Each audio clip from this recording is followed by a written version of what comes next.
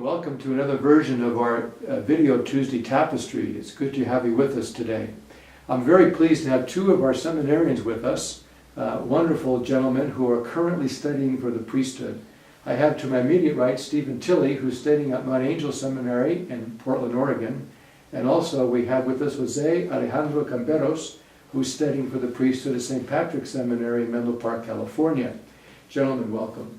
Thank you. Thank you for having us. Thank you. It's good for you to take time. They're actually, the guys are on a little vacation now. We're taping this over the Christmas break, so I thank you for taking time out to come here to be with us. And today we're going to talk about vocations, but not just simply from a theological perspective or anything like that, but more from a personal perspective.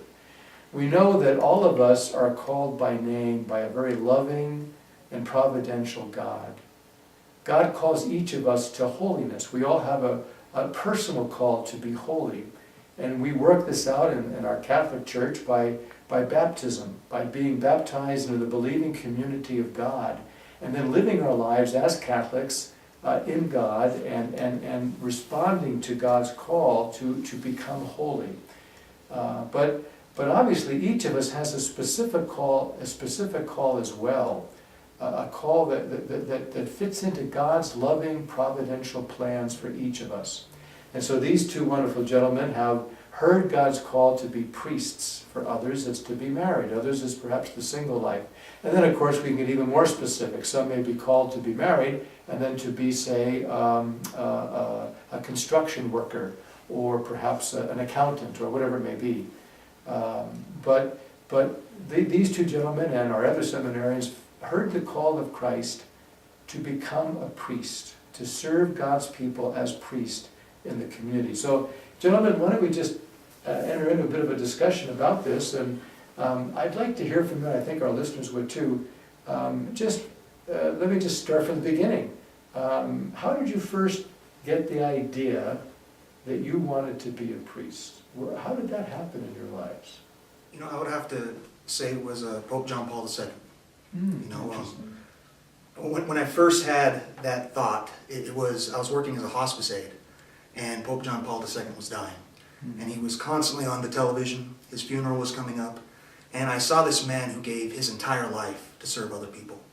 And I looked at that as kind of an example. Like, I wanted to do that as well. I wanted to give everything. But I felt unworthy. And it was his saying, "Be not afraid."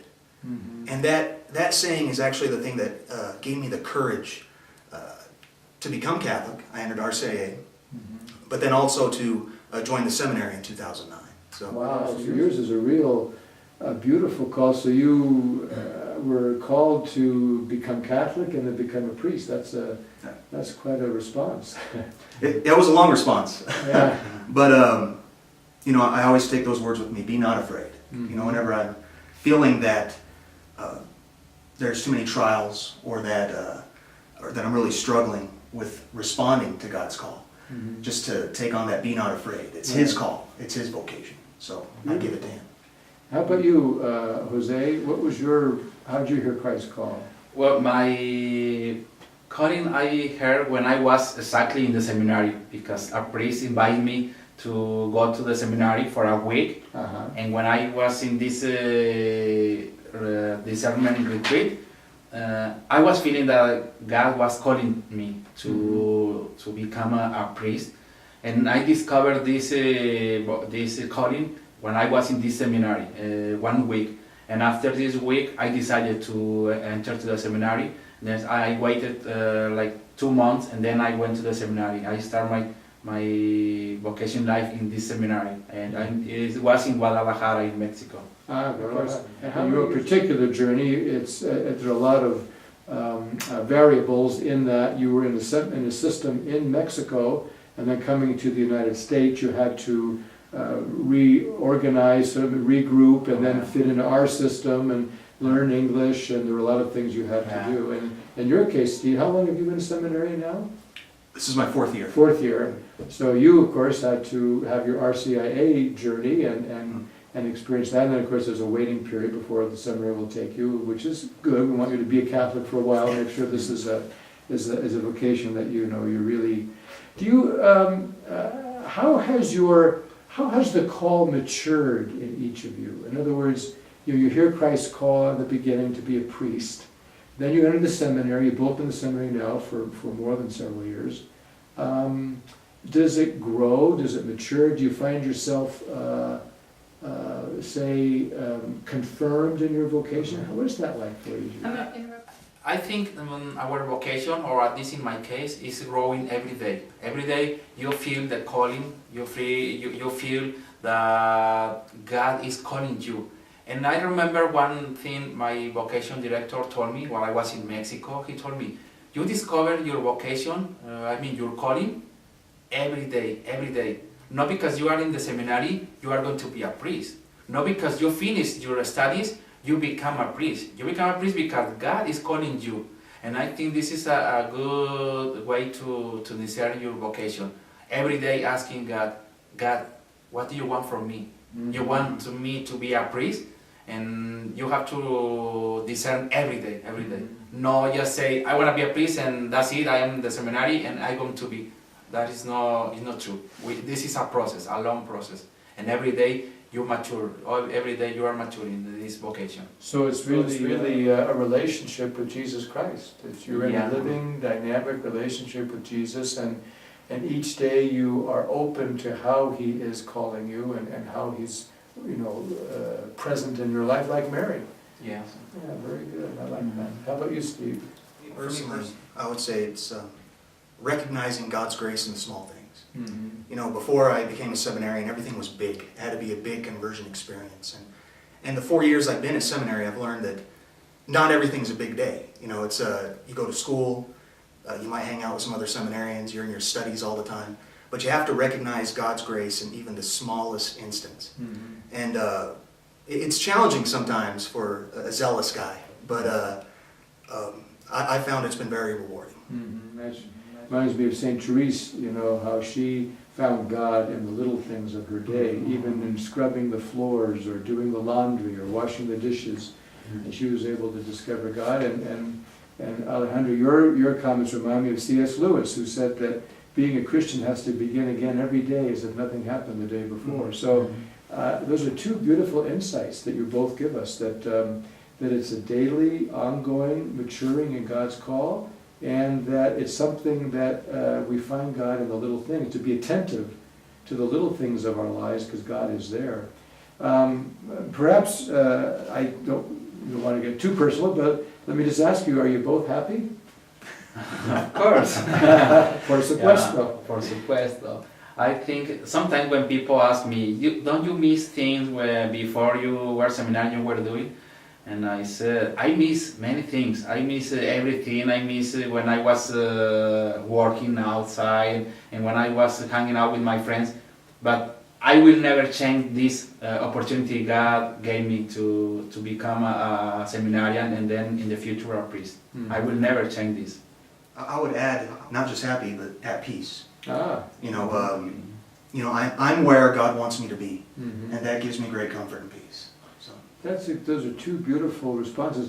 I'm going to kind of push my luck here and say, what would you say to a peer, someone your age, that you were talking to, say, like on your Christmas break now here in Salt Lake City, and say someone said to you, I think it's great you're going to be a priest, but that means you can't get married and you can't have a family. And how do you live with that reality? Do you have a response to that, or what do you respond to that?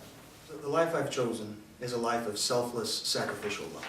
Mm-hmm. And because of that, I love unconditionally. I'm in a relationship, if you will, with everybody. Mm-hmm. And, the celibacy can be difficult, but it's a gift. Mm-hmm. And it's not something that's forced upon me. It's something that I choose, right, so that I could love everybody the way Christ loves. Mm-hmm.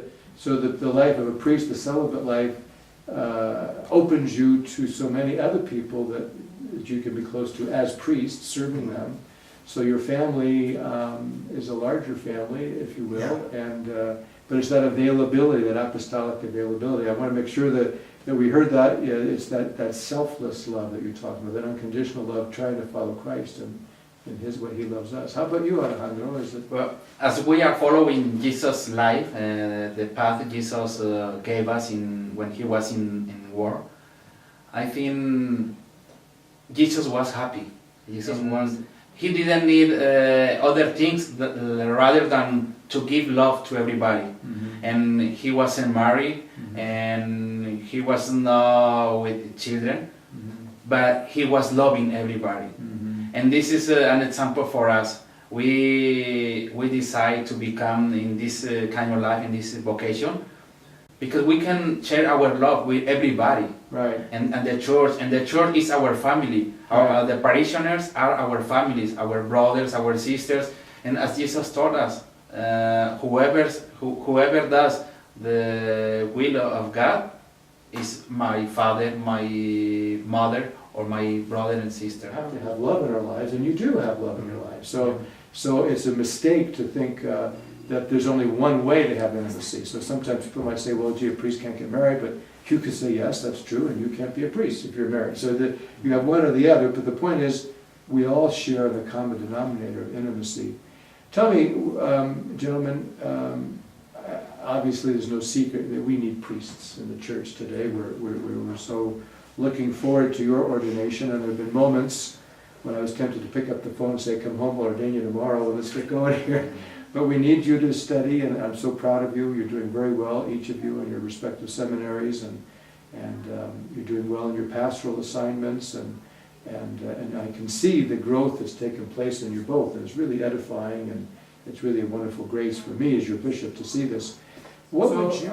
Let me just ask you, if you were, approached by somebody who was, say, interested in becoming a priest, and they said to you, well, you're a seminarian, and I think maybe God's calling me to be a priest, and they were looking to you for direction, for advice, what would you say to that person?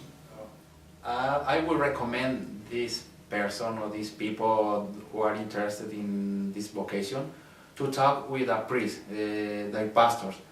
I think this is the first step to discover this or discern this vocation, this calling, because the pastor is in charge for the whole parish to promote vocations, to promote marriage, to promote single life. And I think this is the best way to start telling these people, talk to their pastor. Okay. And then to pray every day. The prayer is a very indispensable, very important tool in our life and also in our calling. Without prayer, we can do anything. Yeah. Absolutely agree. I would just re-emphasize the prayer and the personal relationship with Christ. You know, in the end, the vocation, you're responding to God's call. So pray and listen. Yeah. What comes to mind as you're both speaking is that the priest, as we say in Latin, alter Christus, another Christ, and you both are reflecting that reality, I think, that you cannot be another Christ for people unless you and Christ are one. You can't represent a stranger. You don't know who the stranger is. You need to be one with Christ, and that certainly is what we need to do through prayer. For a married couple, of course, they achieve that closeness to Christ through the sacrament of marriage. And through their love for each other, they come to this closeness with Christ. For a priest, it's through the sacrament of ordination, holy orders, in which you come to this unity with Christ, and then you live out your life, your sacramental life. So I'm just so grateful to you both for sharing with us today. And I pray that anybody who's listening, if you are thinking about being a priest, I really recommend that you contact, as Alejandro, not Father yet, as Alejandro says, contact your parish priest. That's a wonderful first step. Contact the Pastoral Center. Deacon Ricardo Arias is the vocation director for our Diocese of Salt Lake City. Talk to your priest, talk to our vocation directors, and they will assist you, they will support you. Obviously, as you can tell from Steve and Jose, Alejandro, there's no strong arming, there's no hard sell. This is a call from God. I can't give you the call. These wonderful gentlemen can't give you the call. It comes from Jesus Christ himself, from God himself. And so if you want to be a priest, I can promise you this much. If you are being called to be a priest, then you will never be happier than being a priest. For me, being a priest, each day is happier than the day before. And so you really place your trust in God, and He will show you the way. You may be thinking, well, I want to be, but maybe I can't because of this or that. I don't feel I'm smart enough to go to the seminary. I don't feel that I have people skills. I don't feel this or that. Give us a call. Help us to discern with you. Typically, if God is calling you to be a priest, then God's going to give you the gifts you need to be a priest. And if God's going to give you the call to be a priest, then you will know pretty quickly by the joy that you feel, as you can see in these two gentlemen, that this is indeed God's calling. And at the end of the day, for all of us, whether you feel called to be a priest or not, is to pray for vocations to the priesthood in our diocese. Pray to the Lord of the harvest that He might increase the harvest, that He might increase the number of priests we have here in our diocese, and particularly the number of young men or older men who are not maybe necessarily from here, but who are in Utah now. We would like to have more vocations come from this local church, as well as we're very grateful those that come to us from outside the diocese. But we'd like to engender more vocations so that we can serve our people better. So God bless you. Thanks for joining us. And again, thank you, Stephen. Thank you, Jose. Appreciate your presence with us. God bless you both. Good luck to you. I hope you have a wonderful Christmas break, and I hope that the rest of the year goes well for you both. Thank you, Richard. Thank you.